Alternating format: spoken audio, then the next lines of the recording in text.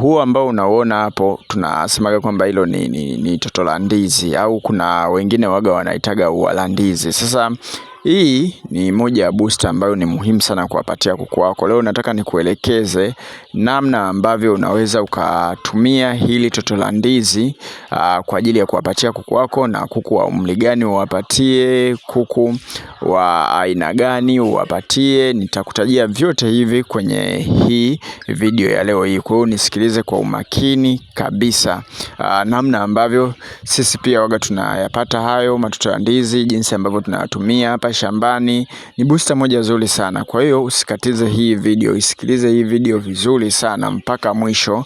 Utajifunza vitu vingi sana ambavyo vinahusiana na hii booster ya toto la ndizi. Na kwenye kile kitabu cha tiba za asili toleo la kwanza hatukuandikaga toto la ndizi, lakini kwenye hili toleo la pili tumeandika kwa undani zaidi namna ambavyo unaweza ukatumia kuboost kuku hili toto la ndizi. Hichi kitabu gharama yake ni shilingi 10,000 na ni soft copy. Ukihitaji tunakutumia kwa njia ya WhatsApp.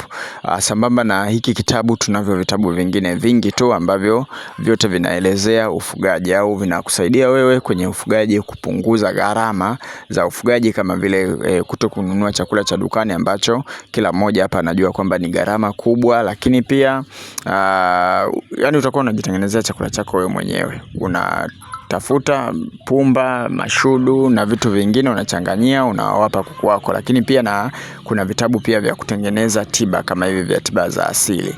Wewe mwenyewe ukikaa nyumbani una kuku wako akiumwa, basi unatumia malighafi ambazo zipo pale, unasoma kwenye kitabu, uchanganye nini na nini ili uweze kutibu ugonjwa wa huyo kuku ambaye anakuwa anaumwa. Kwa hiyo ni vitabu vizuri sana ambavyo tumeviandika. Gharama yake ni hivyo 10,000 na ni soft. Na uzuri wa hizi tiba wala hazihitaji gharama sana. Kwa mfano, angalia leo hii mimi nilivyokuwa ninaandaa hii tiba ya asili.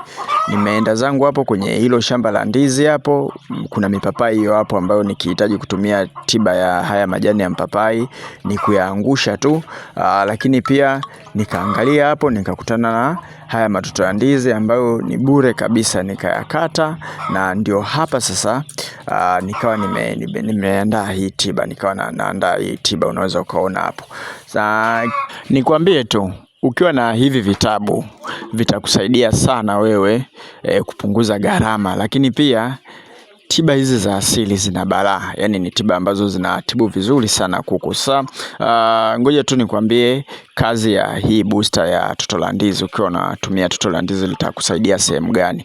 Sasa kwanza kabisa, toto la ndizi sisi hapa shambani binafsi waga tunalitumia sana sana kwa ajili ya kuwa boost kuku wetu waweze kutaga. Na kuna batch moja hivi tuliwahi kuwapokea broiler hapa shambani kwetu. Sasa wale broiler walikuja na uzito ambao ulikuwa chini ya uzito wa wastani, yani uzito ambao unakuaga kifaranga wa siku moja inatakiwa awe nao wa broiler. Kwenye kitabu cha ufugaji bora wa broiler tumeandika uzito. Unapopokea vifaranga lazima kuna uzito, uhakikishe wale vifaranga wako wanao. Sasa walikuwa chini ya pale. Kwa hiyo miongoni mwa booster ambazo zilitusaidia sana kuwafanya wale broiler wakue na tuwauze kwa wakati, lilikuwaga ni hili toto la ndizi. Japo kuna booster nyingine nyingi pia tulitumia ambazo pia waga tunazifundisha hapa. Kwa hiyo kama ndio mara ya kwanza unatuona sisi KingoFarm, ndio unasikiliza hii video, ninakushauri sana ujiunge na kundi letu la WhatsApp. Lakini pia upate vitabu, na kitu kingine subscribe kwenye hii channel. Hii channel inatoa elimu bure kabisa, lakini inatoa elimu kubwa sana, imewasaidia wafugaji wengi sana. Kuna wafugaji ambao wanasema mimi binafsi waga nawafuatilia tu hapa YouTube, lakini mnanisaidia sana. Kwa hiyo na wewe pia unaweza ukasaidika hivyo. Kwa hiyo hili toto la ndizi lina kitu fulani hivi kinaitwa crude protein. Nikizungumzia crude protein nazungumzia amino acid. Hasa hii ni protini kwa wale ambao sema limekaa darasani sana. Kwa kifupi ni kwamba ukiona kitu chochote kile kinanenepa, kinakuwa na afya nzuri, kinahitaji protini kwa wingi. Sasa hii ni protini ambayo imesharahisishwa, yani yenyewe ikienda kwenye mwili wa kuku moja kwa moja inaenda kufanya kazi yake. Kwa hiyo unaweza ukaona hivyo. Na kitu kingine hapa tukibaki hapa kwenye protini, kwenye utagaji wa kuku, kile kiini kile cha katikati kile waga kinakuwaga ni protini. Ndio maana kuna muda mwingine waga nawaambiaga hivi, kwa mfano ukikuta kuku wako wanakula yai wachunguze lile yai wanakula sana katikati au wanakula gamba. Manake yai lenyewe pale katikati pale linakuwaga lina protein, ila kwenye gamba kunakuwaga kuna calcium. Kwa hiyo kuku wako kama amepungukiwa protein na upungufu wa protein, basi moja kwa moja ataenda kula kiini. Na unajua hii kwa nini inatokea sana? Unapotengeneza chakula cha kuku wa kutaga, kuku wa kutaga hawahitaji protini kwa wingi.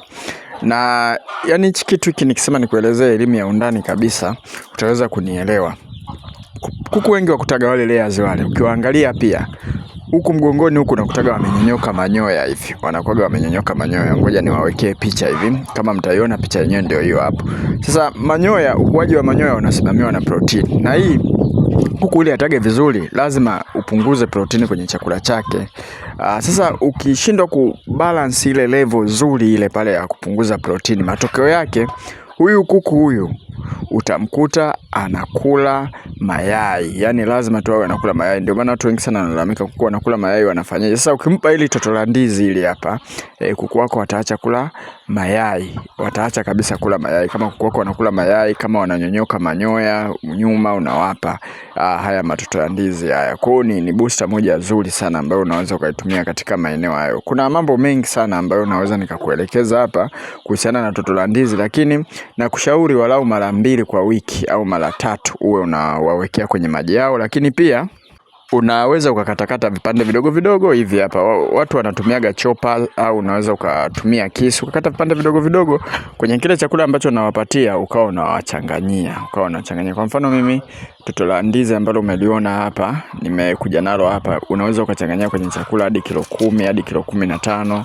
Lakini hili pia unaweza kama una blend unataka uchanganyie kwenye maji, unaweza ukachanganyia na maji hadi lita 20, lita 40 unachanganyia hili toto la ndizi. Na unaweza kuambatanisha na vitu vingine kama vile tangawizi, kitunguu saumu na vinyoka viambatanisha kwenye huo mchanganyo. Mwisho kabisa, kama unahitaji incubator kutoka kwetu sisi KingoFarm, basi tupigie simu ili tukupe incubator. Kama unataka mayai 60, mayai 90, idadi yoyote ile unayoitaka utapata bei yake.